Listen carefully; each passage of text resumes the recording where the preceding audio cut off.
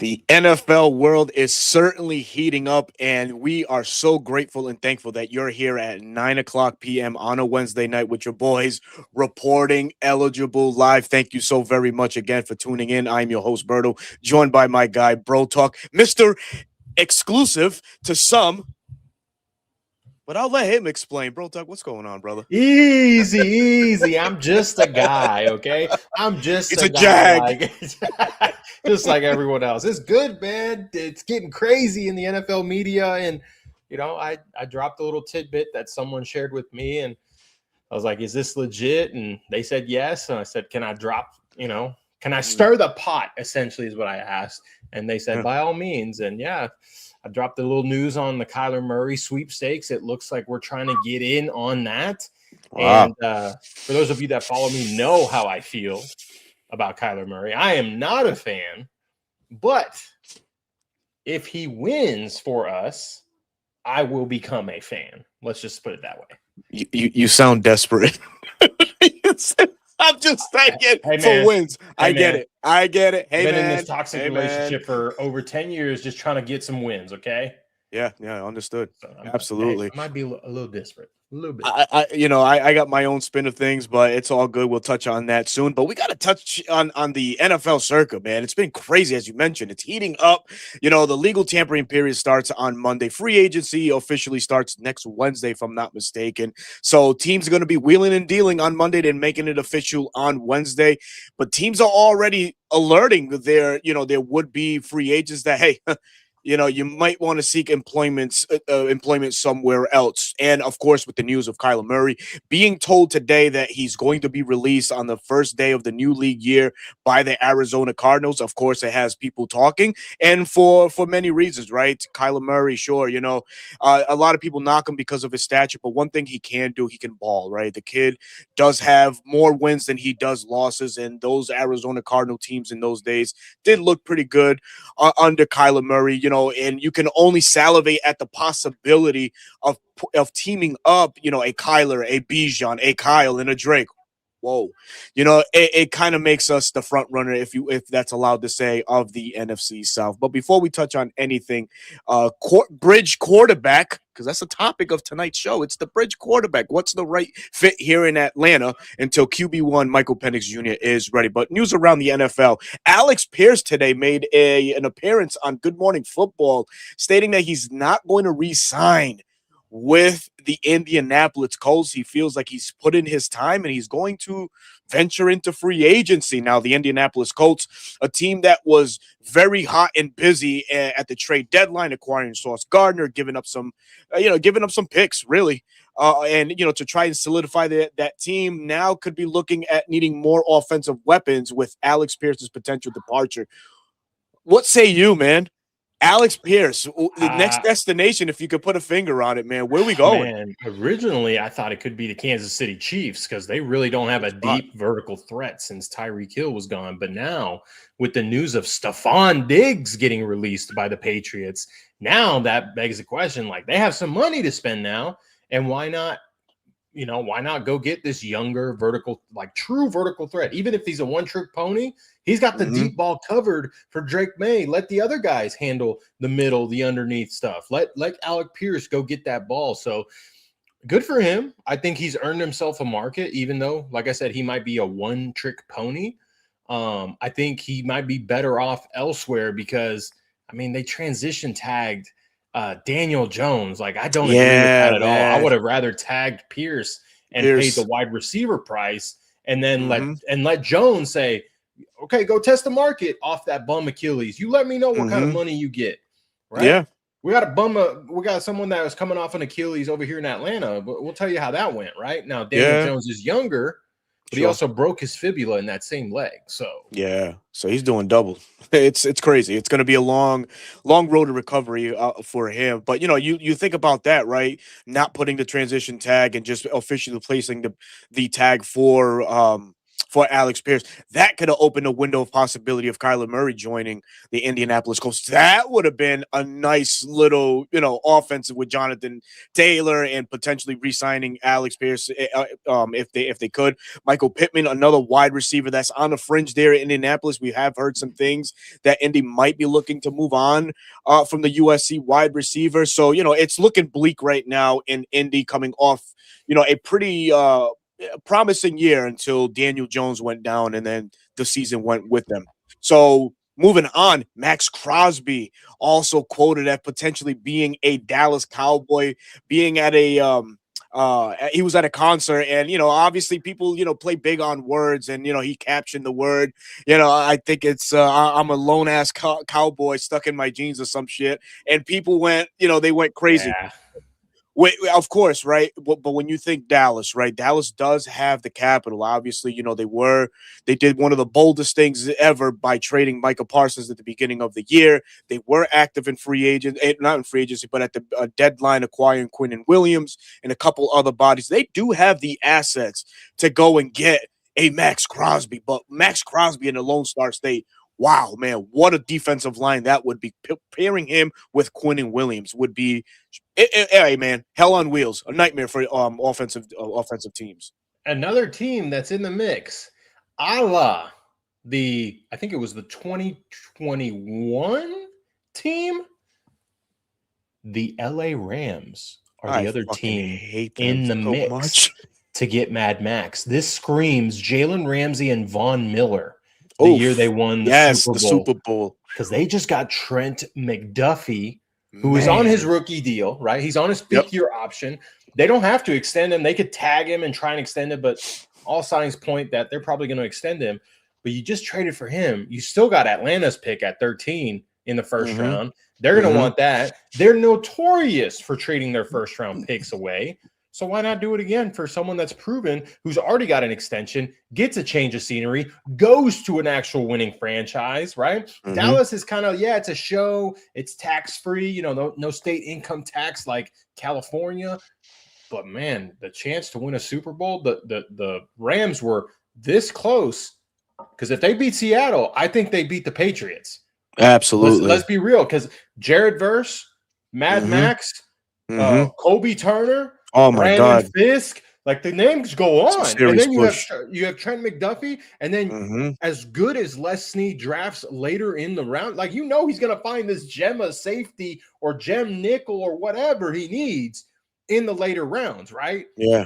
So Rams and Cowboys are the two favorites right now. Yeah. Was Les Snead, was he a part of the Grady draft class or was he gone? I think he was a part of it.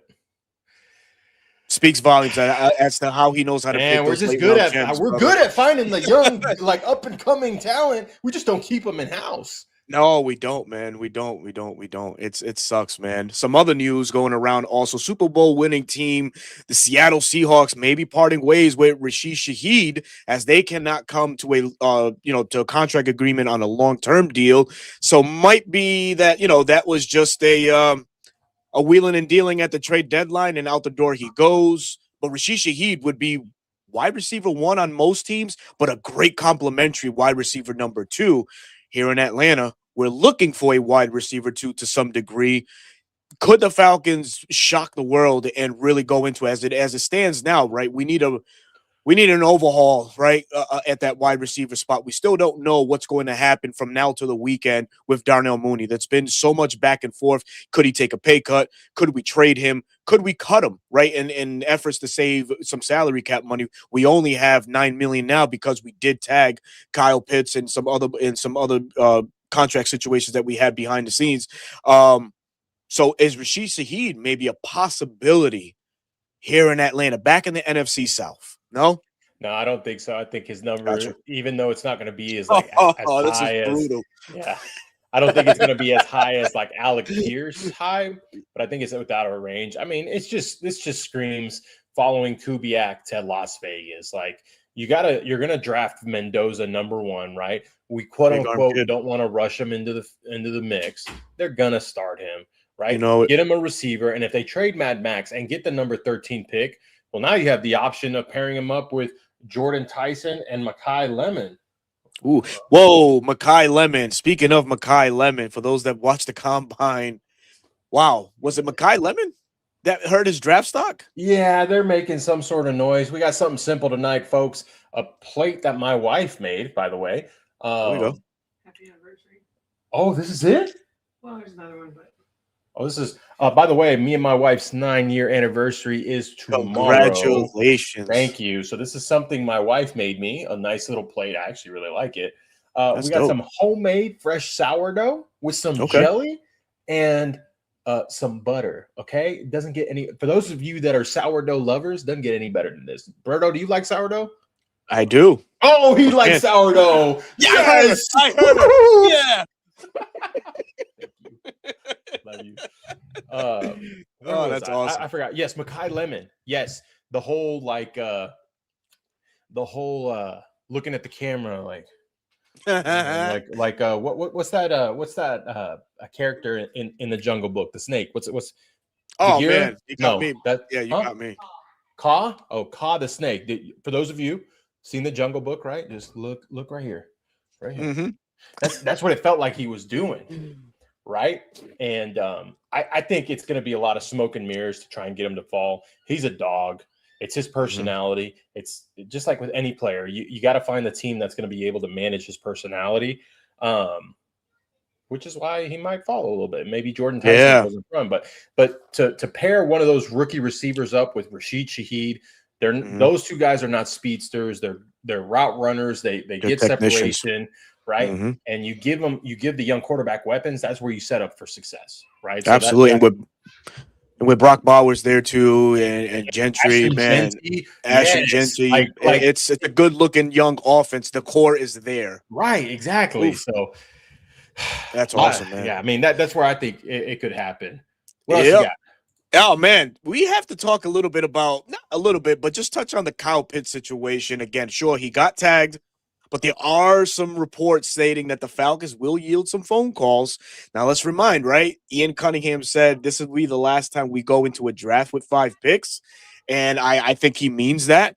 Now, would he look at his superstar tight end to begin that quest of obtaining more draft picks? What do you see Kyle Pitts potentially landing the Falcons if he is traded? Is there a team desperate enough to pony up a number 1? I like to think not, but we don't know, right? Maybe a number 2, that's a strong possibility.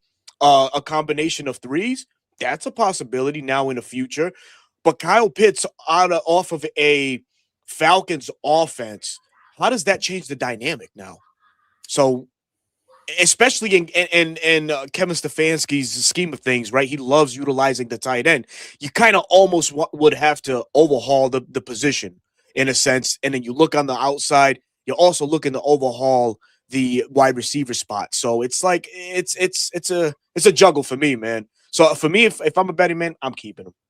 Yeah, I think the only real reason or real way that he gets dealt is if it's a deal you can't pass up.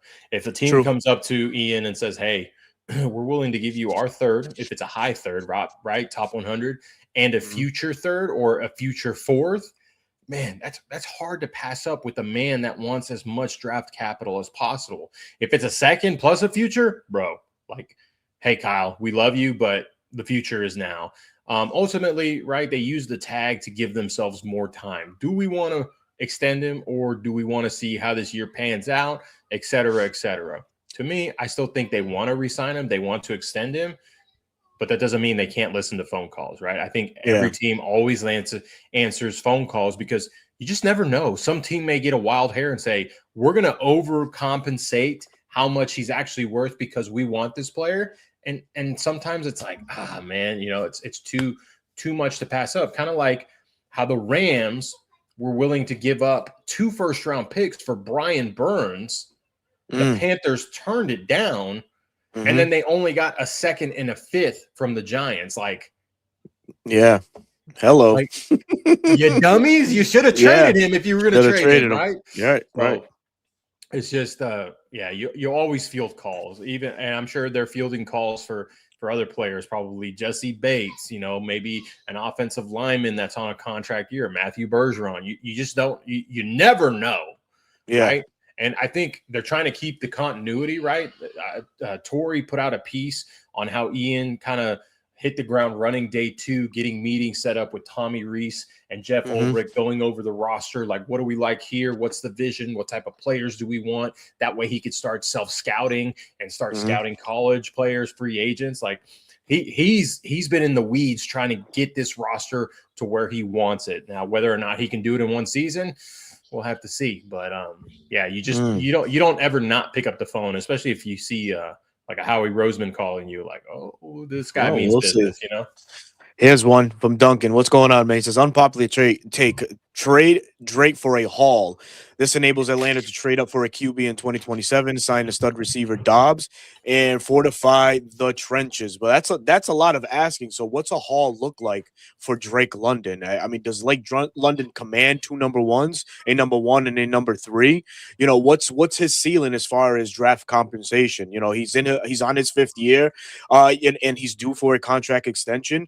You know, so really, what does the language look like for Drake London? And the Falcons, again, do they even want to move on from a superstar like Drake London, man? And you know, put all your chips on the table on one of these rookies that are coming out. There's a lot of high profile wide receivers that are coming out, you know, and I don't know. I just don't think it's not an unpopular thing, because anything can happen at the end of the day. I just don't think Atlanta should put itself in the business of getting rid of their superstars right now, especially when we're so close really to getting to the playoffs. Obviously, without a Drake London, the chances dwindle a bit in that sense. So you got to be real methodical in how you approach these things. Yeah, I don't see them trading Drake London solely for the fact that he's probably the only guy right now that's going to make the roster as far as the wide receiver room goes. A lock.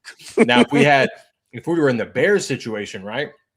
Romo Dunze, DJ Moore, who was the other guy? Luther Burden that they just drafted, right? You have a plethora of wide receivers. It's like, okay, yeah, I'm willing to move off one of them, and that being DJ Moore, who's got the bigger contract, right?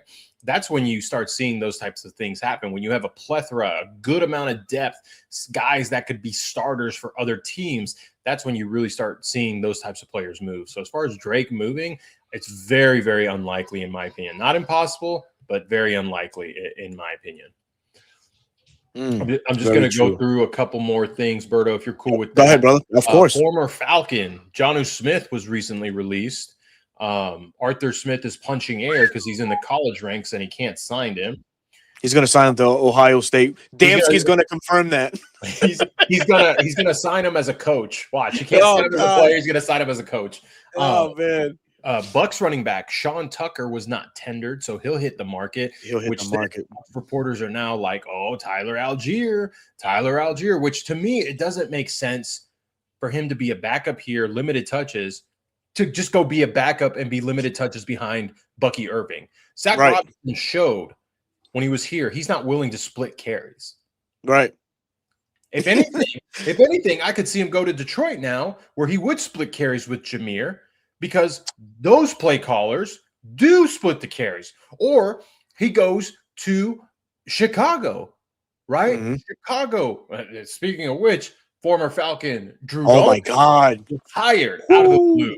That was a shocker right there, man. Yeah, it was a shocker. Hopefully he's okay, but you know, his dad played in the league. I'm sure he had some say, seeing his dad's and the after effects of playing for so long. So just a bit of a shocker at 27 years old. Yeah, we wish him well, right? We dodged something there, right? It becomes a need for the Chicago Bears again.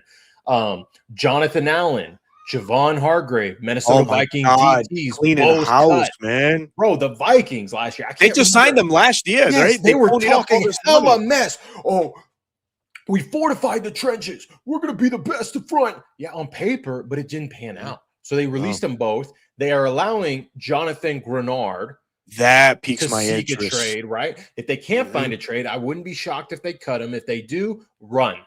Go and get him. I'm big on Grenard. I am so big on Grenard. Someone else that I don't know a lot of people know who he is. I'm not sure if you do. Cowboys backup offensive lineman, center guard Brock Hoffman, who's a restricted free agent, wasn't tendered. Yeah. He piques my interest. He's only 26, had some starts for the Cowboys at center and guard, provides good depth. That guy, he piques my interest as far as bringing in Trey Hendrickson, not getting tagged. Where do you think he's going to land? Ooh, man. That's a good question. Where does Trey Hendrickson land? Still right? got juice, in my opinion. He still got juice. I mean, you kind of almost have to say Philly, because Philly is the team that's always on these vets, these high profile vets. They're always in need of pass rush. So let me ask you this question. Does he fit what Fangio wants to do with those edge rushers? No. You know where I think he goes? Oh, God. The Titans. The Titans? Oh, with Salah. Ooh. That would be fire. They don't drop those edges. They don't, right. Their edges don't require the dropping coverages. That's it. Play the pass. Yeah, but wait, hold on. But they just traded T'Vondre Sweat. But they traded for Jermaine Johnson. Now you got both veteran edges. You and do. If you want, now you can draft your wide receiver at number 4, whether that's Tate, Lemon, or Tyson. Yeah, true. No, you have a point. You have a point. You're like, yeah. No, they could even take a left turn and draft my boy David Bailey out of Texas Tech, who fits like a Jermaine Johnson, build, that type of body type. So that's my opinion. I think it's great. Titans it's great. Is where they go. Mekhi Becton, Jones Bones' guy, got released by the Chargers. The answer is no. He just can't. He can't. His conditioning, bro. He's got to get off the field and catch his breath, man. Yeah. Where did oh my God, Dwayne Ledford go? He went to Baltimore. That's a spot for him. Follow his old college coach. Hold on. But he didn't run a whole lot of outside zone. He ran more gap inside zone. Gap. And if Dwayne's going to stick to that outside zone, that big body, he's not going to be able to hang.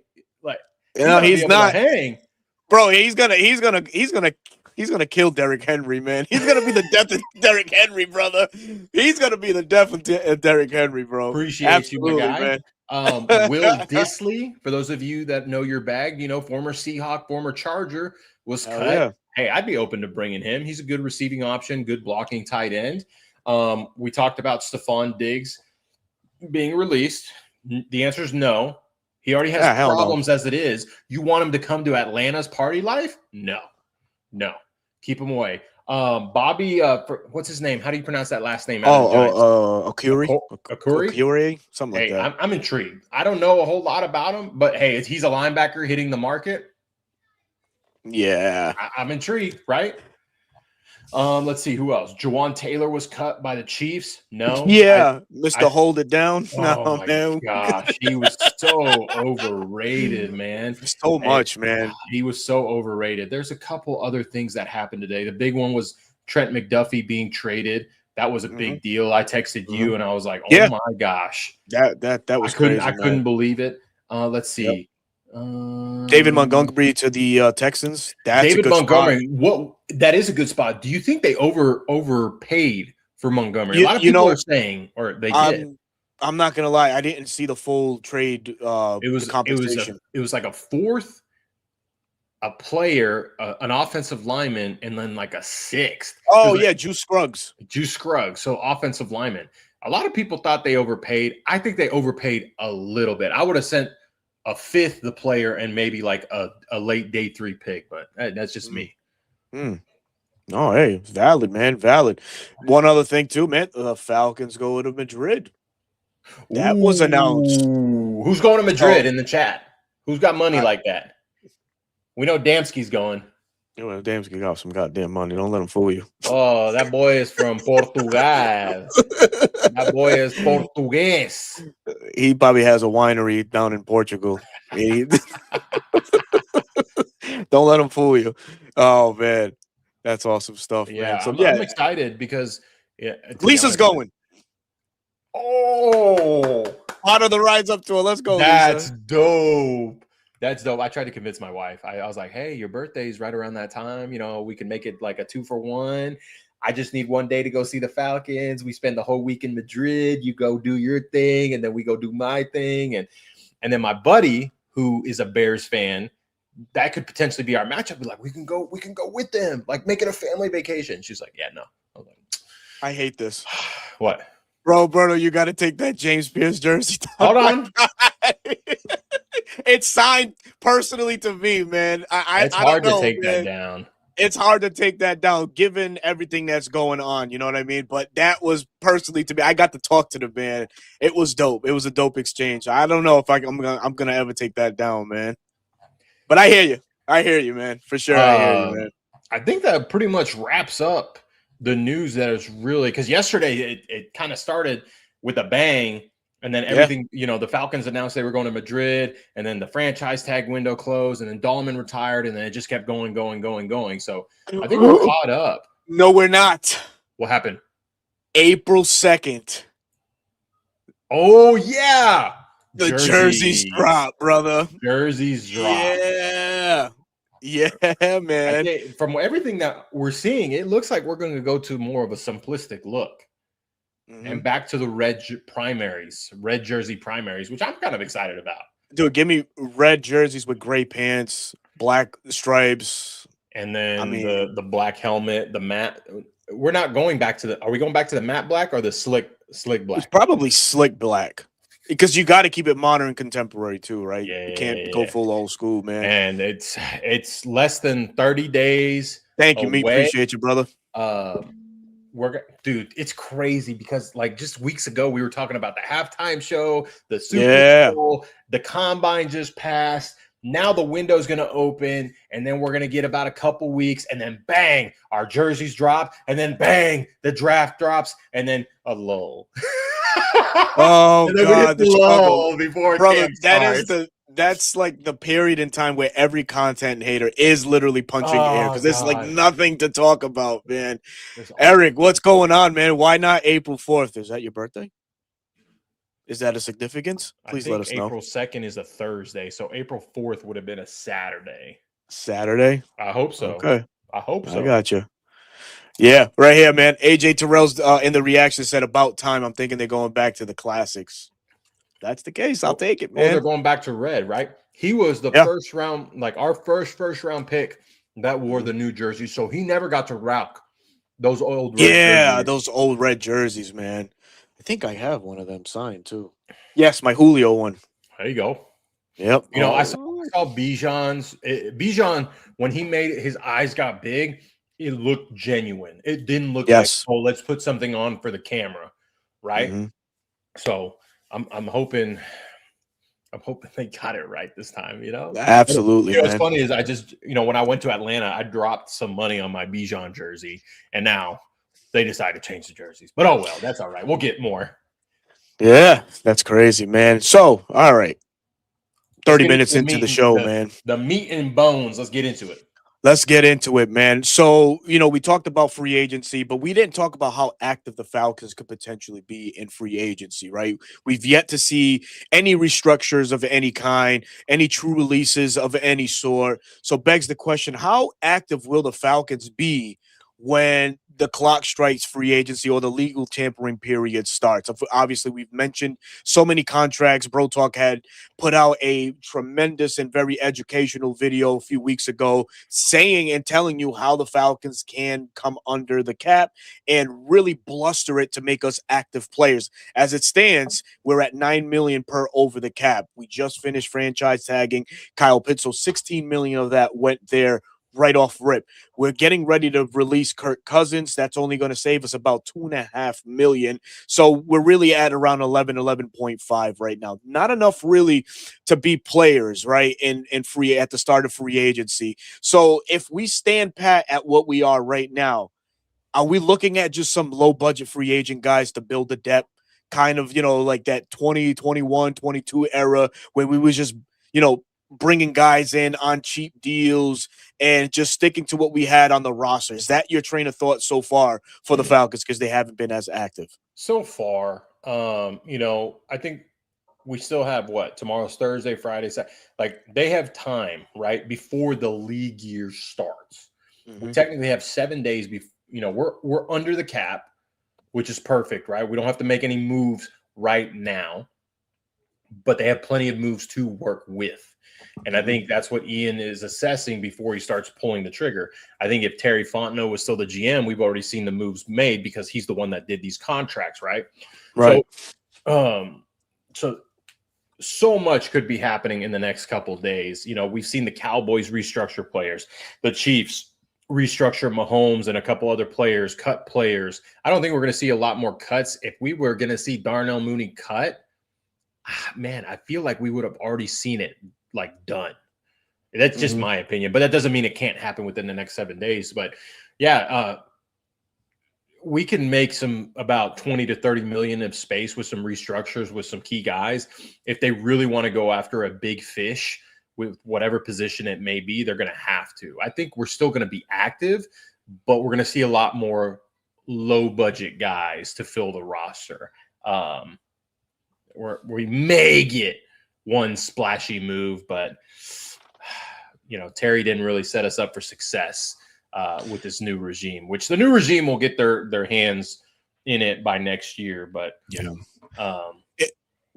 I have to ask, right? Because obviously when this time comes, like you mentioned, something that Terry Fontenot would have done, but we're comparing GMs now and how Ian is attacking versus how Terry operated. Do you feel like what Ian is doing right now is the right move? Sure, you know, Terry was always allowed us the ability to be active in free agency, acquiring players, but the contractual means is what was hurting us. The dead money cap, you know, was rising, and every year we were, you know, backloading contracts just to get under compliance at some time. So is this already a W for Atlanta? Well, in regards to the money situation, how Ian's already playing it.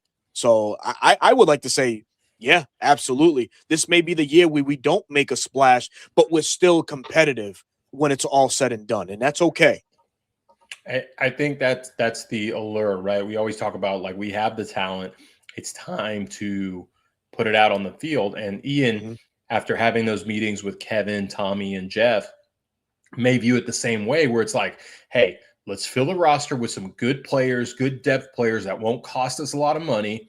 This free agent class is weak. Let's just build depth, add to the guys that we have that we feel like can win us some games. And then next year we're already thinking about next year, right? Because that's what Ian has to do. So I think Ian's on the right track. He's trying not to kick the can down the road, you know, per se with some of these contracts. You know, you've got contracts expiring this year, then he'll have to make a decision, right? Does he want to do like what the Eric DeCostas do, the Howie Rosemans do, where he lets them walk because they know they're going to be overpriced, but you receive comp picks in return, adds that draft capital that he talks about that he wants so much potentially. But again, it's 7 days before the true league year starts. So he has up until that time. And I know this man is working long hours, assessing everything, having meetings with his head coach, having meetings with Matt Ryan, like just going over it because he wants to set up this team in his first year, set it up for success. And you know, it's funny is it with Matt Ryan, it's kind of coming full circle. And we're going to touch on the quarterback situation, right? His last year here, Terry was the one trying to regain cap. And now his first year as football, you know, president of football is trying to regain cap. Yeah, man. And then that's crazy. Same thing. Like we haven't had a stable quarterback at the position since Matt Ryan left. Right. And now Matt Ryan's here trying to fix that issue. So maybe we just needed to make this full circle moment to get out of the hell that we've been in. Absolutely, man. So 2 low flyer free agents you see Atlanta targeting just randomly, 2 of them. 2 low flyers, the ones that are willing to take cheaper deals? I guess if you want to say it. Yeah, sure. Why not? Kyler Murray is one of them. Okay. Because and people, I saw someone put this out there. It's like, why is he going to take less money if teams are after him? Well, if teams pay him more, well, that alleviates Arizona from paying the $36.8 million. Yeah, you don't want to do that. So teams don't want to cure that, right? They want Arizona to pay that and say, absolutely. And that's their talking point. It's like, sign this vet minimum deal. You're still getting your money from Arizona, and you're going to see the field. So he is someone I could see take a flyer. And then Greg Newsome. Greg Newsome, I think, could be coming at a cheap price. If that's not something we're doing in the draft, then that's someone that I think could come in at a cheaper price, because the linebacker market apparently is going to be very high and going to be out of the range for the Falcons. So second rounder could be a linebacker. Could be. Oh man, that's awesome. I'm not going to bring up Anthony Hill Jr. I think I'm out on Anthony Hill Jr. Good. Good. Oh man, for me, Greg Newsome was one guy for me. I'm in the trenches. Give me Tim Settle Jr. That's another guy there. Big defensive tackle. That's your we guy. need it. Yep. That's my guy. We need him. I think we need him in Atlanta. I like how he's rounded out his game in Houston. Obviously, he has ties to playing with Coach Nate Ollie from Nate Ollie's time in Houston. So this is a guy that knows what to do. He knows what to expect. You know who I just thought of if Kyler Murray does come? Because, hey, our boy Rod asking, why would Kyler come to ATL? I'll give you 3 reasons. Kyle Pitts, Drake London, Bijan Robinson. Did it on Bleacher Report. Okay. If you want to do the New York Jets, okay, let's do it. You got Breece Hall, not bad, not as good as Bijan. And then Garrett Wilson, different type of receiver than Drake London. There's no third. Okay. What about Minnesota? Okay. They just cut Aaron Jones. The offensive line is garbage. Horrible. Jay Jettas. Okay, Jay Jettas, but that's it.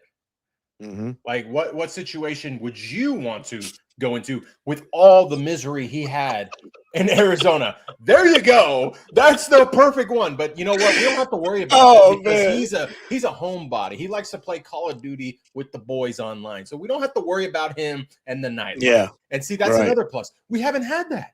We haven't. Well, maybe Kirk, right? Kirk's a homebody too, but he's an old man.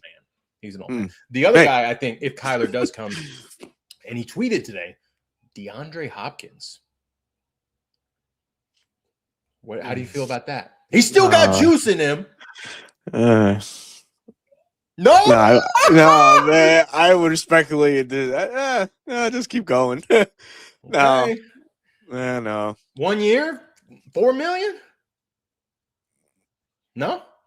Okay. All right. No, man. Okay. No, I kindly pass on him. I mean, at that point, yeah. Oh man, I don't know who I would bring in instead of Hopkins though. Like I have to look at the full roster as far as free agent wide receivers. I got you. Don't worry. Yeah. You want wide receivers? I'm gonna go off the name. Okay. Go ahead. and I'm gonna only give you the names that I think can be cheap. Because I'm not going to give you Tyreek Hill. Okay. He's gonna warrant money. Yep. Right. Debo Samuel's going to warrant money. Okay. Mike Evans is going to warrant money. True. Okay. All right. Here we go. Christian Kirk played with Kyler. Did play with Kyler. Did have success with Kyler. I think Kyler got him paid in Jacksonville, if we're being honest. I have to agree with you there. Okay. Let's see if he's willing, right? Right. Tutu Atwell. I like Tutu Atwell. Okay. De'Ami Brown.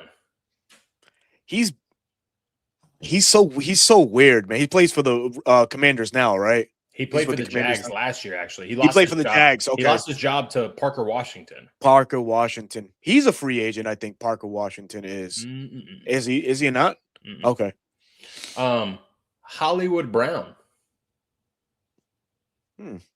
Still not 30. Still young. Still not 30. Yeah, maybe. Okay. All right. Let's see. Who else could come cheap? Jahan Dotson. Nah. Greg Dortch. No. Noah Brown. No. Pass. That's Damsky's guy, Ohio State guy. Nick Westbrook Ikine. Maybe. Ooh, yeah. Okay. Maybe this upside there, man. I like the deep threat ability of him. Me too. And he's a big body kid. Yes, he is. Okay. All right. Tylan Wallace. Do you know who that is? I do not know who Tylan Wallace is. So he played for the Ravens, played at Oklahoma State, was a big return guy, real speedy guy. Okay. John Mechie III. Oh, man. Kids battle so much, man. No. I'm sorry. I feel like I'm listening to a pawn shop owner for wide receivers. God damn. Hey, man. Hey, we got to go cheap here, okay? Best I can do, okay? Right on. Kendrick Bourne. Yeah, maybe. Okay.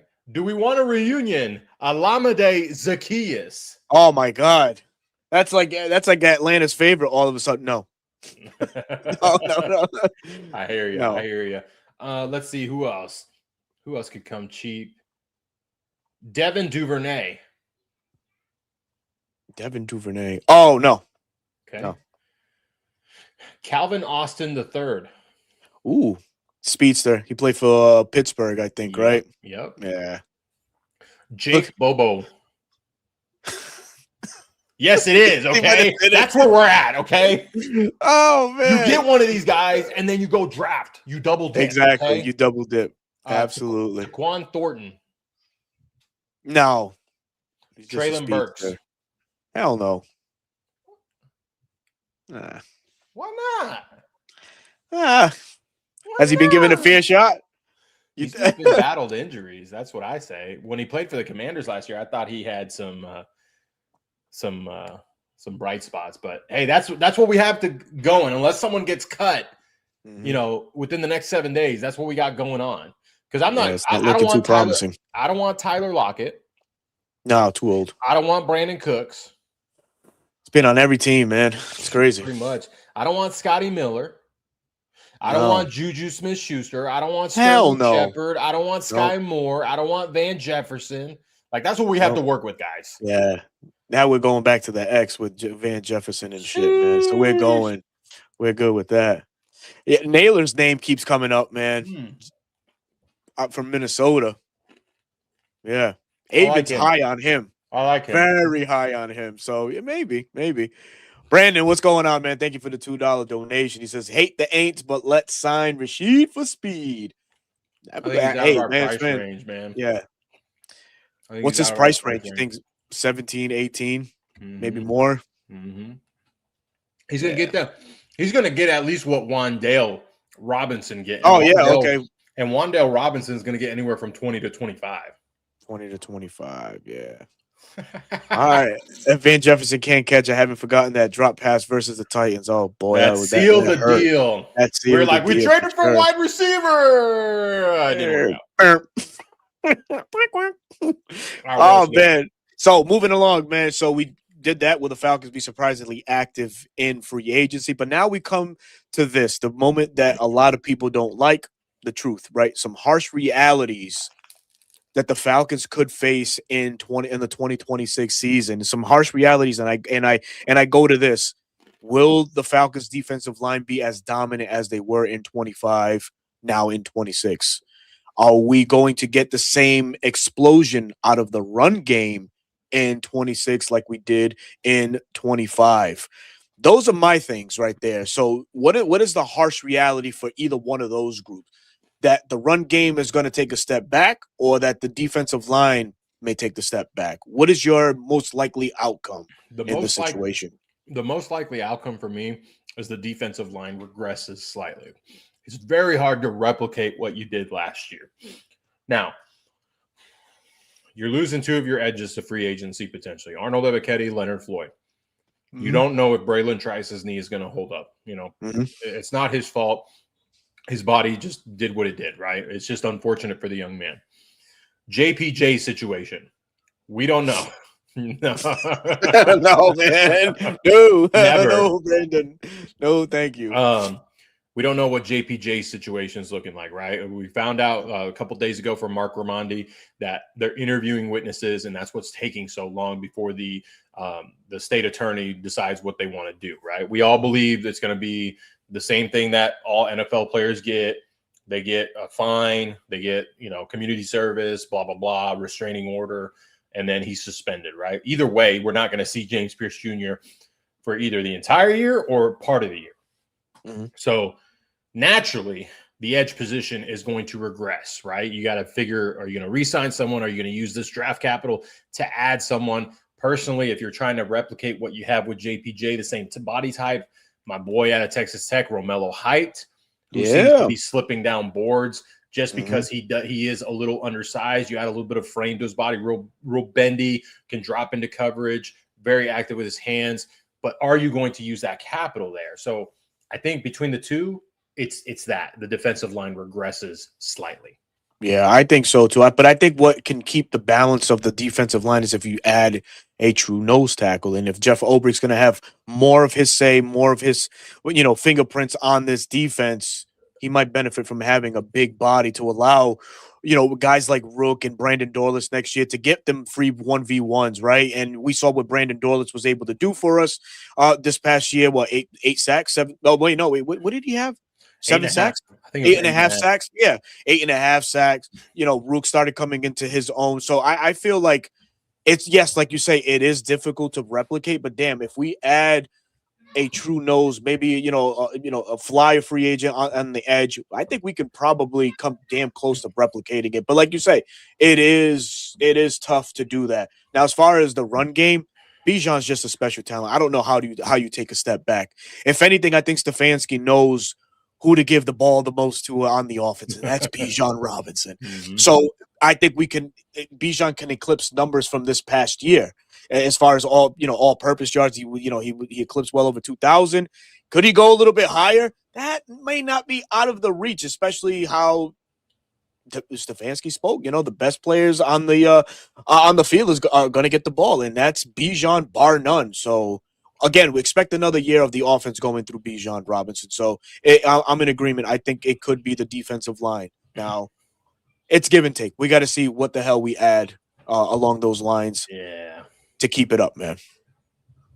It's going to be – I think the variety of running game and the scheme will allow Bijan to continue what he did last year. Bijan did that on his own with, like you said, how special he is, that wide zone. He's got to see the vision, weave his way through the blocking, whereas now if he gets some gap scheme, well, now he can just go in a straight line if the gap is open, right? He doesn't have to, shimmy and shake so many people. Not saying that he won't, but he has to do less but still get more. So I'm excited because he had that at Texas with Steve Sarkisian calling the plays for him. He did.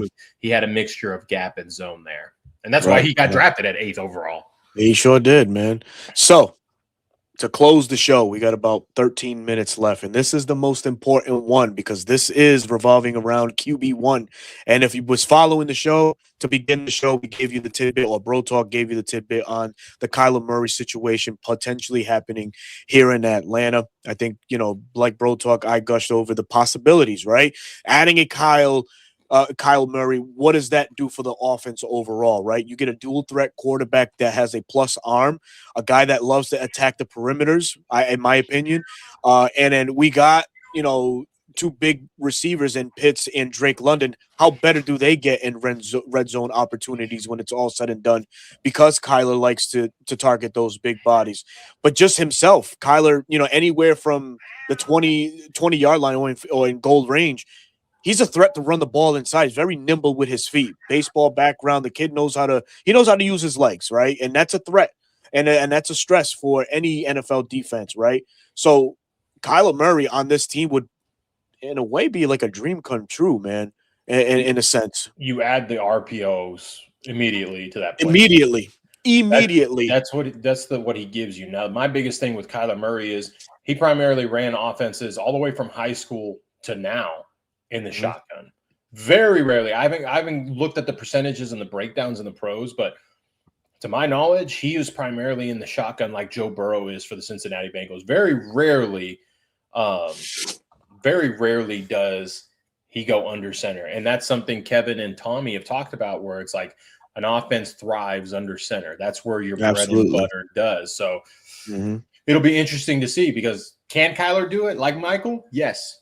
I think they both can do it. They just haven't been asked to do it because coaches have said, okay, we'll run what you want to run. But now I think Kevin and Tommy are both like, no, we're going to get a quarterback that runs what we want to run. Oh, man, hold on one second. I think I missed another $2 donation by my guy Brandon, man. Thank you. Give QB best option. Give me Austin Barber round 3. Who's Austin Barber? I don't know that prospect. I can't say that I do either, man. So we got to research that one. Brandon, what are you on to, buddy? Let me see. What are you on to, sir? Hold on. Am I just spacing? Austin Barber out of Florida Gators. Oh, tackle. Offensive tackle. Offensive tackle for Florida. Yeah. I mean, listen, that's not out of the question in the second round. Do we acquire a offensive tackle? McGarry's coming back from a significant injury. Obviously, Jake Matthews getting longer in the tooth. You know, the old Honda Accord of left tackles, as Trey Sean once put it, which was freaking hilarious, is starting the transmission starting to slip on that one. So we might have to replace that soon. But back to the Kyler Murray situation and what the what the right bridge quarterback will be to Michael Penix. And you brought up a good point on our side conversations, right? Yeah, this organization is not tied to Michael Penix, and to the casual football fan, that's like, oh my God, but we just drafted him 8th overall. But the key here is it's two different regimes. And that's the key, right? Does Ian, Matt, Kevin value Penix like Terry, Raheem, it did at the time? Probably not. They can say the young man has, great talent, because obviously you're not going to sabotage a player that plays for you right now, right? And if you decided to cut ties with him, you're still not going to run his name through the dirt, right? This was an 8th overall pick for a reason, right? But that was through a different vision. So my whole hangup was, if we bring in Kyler, aren't we revisiting the whole Kirk Cousins situation from a few years back? And wouldn't this be a shocker to Michael Penix, who, oh, by the way, on John Gruden's show, did mention he plans to be ready by week 1? The thing with regimes changing, right? I touch on this all the time, right?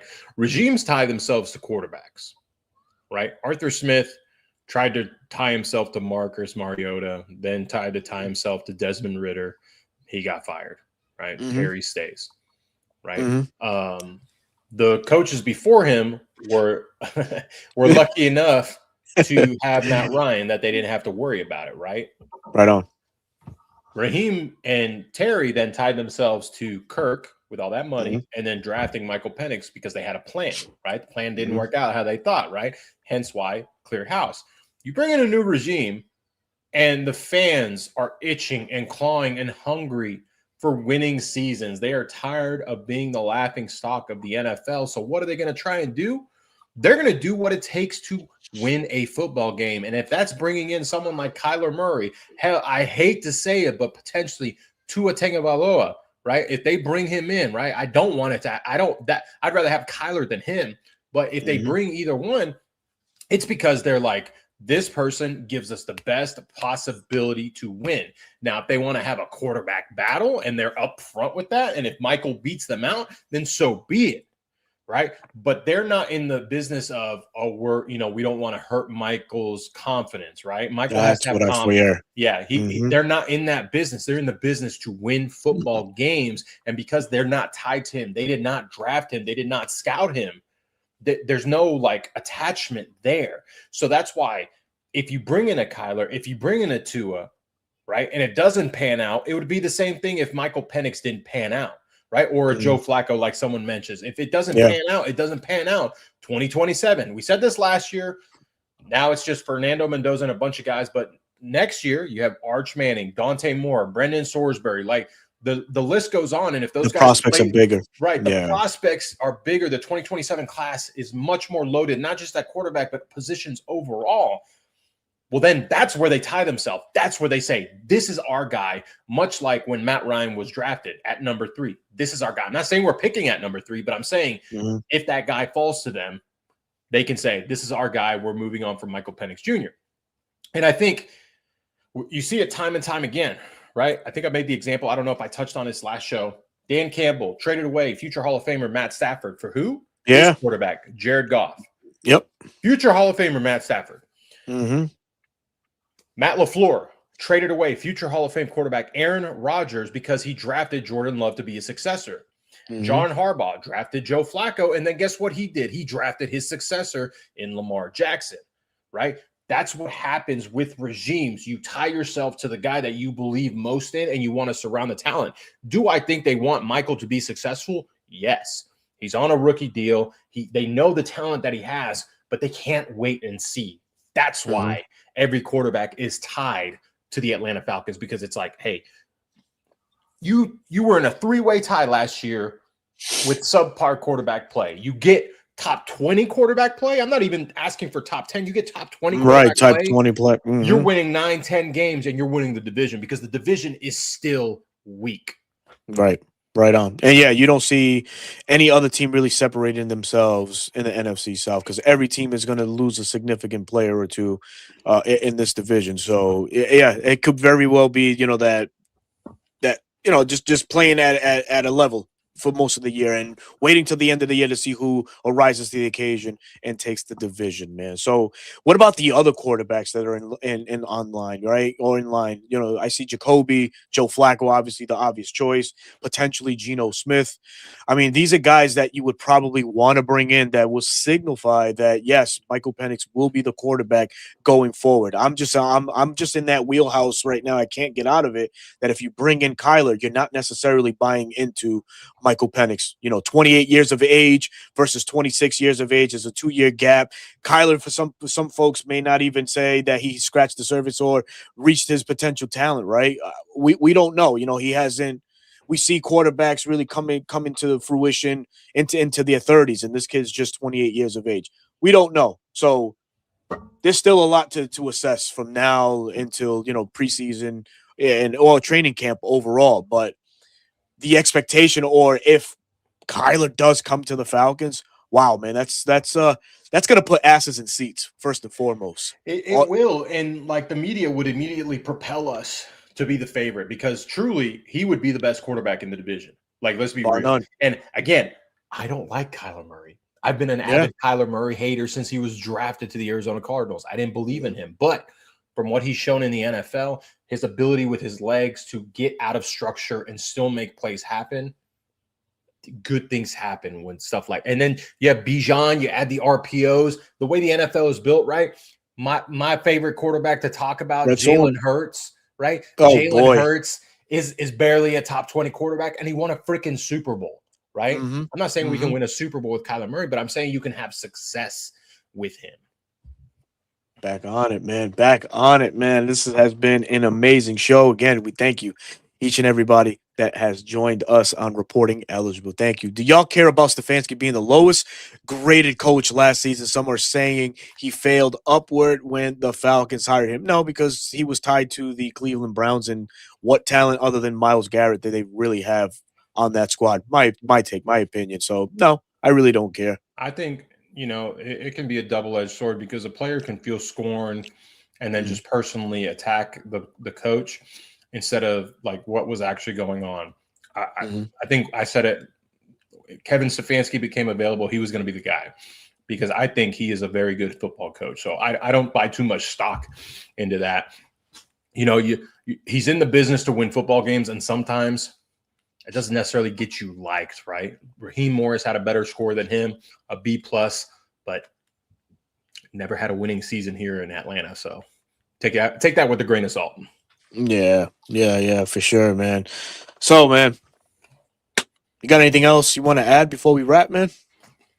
This time next week, we will have known the majority of the signings, right? Because Wednesday night, the official new league year had started, and we will be 2 days into league, like tampering starting on Monday. We will be 2 days in to knowing what players are going where, right? So we'll have a better idea and a better perspective of, okay, this is where the Falcons are heading towards the draft, right? Our boards can adjust accordingly, but that's pretty much I have. I mean, this is a good question. What chance do you think we have to sign Kyler? I'm at a 60% right now. I say 70. 70. Okay. Yep.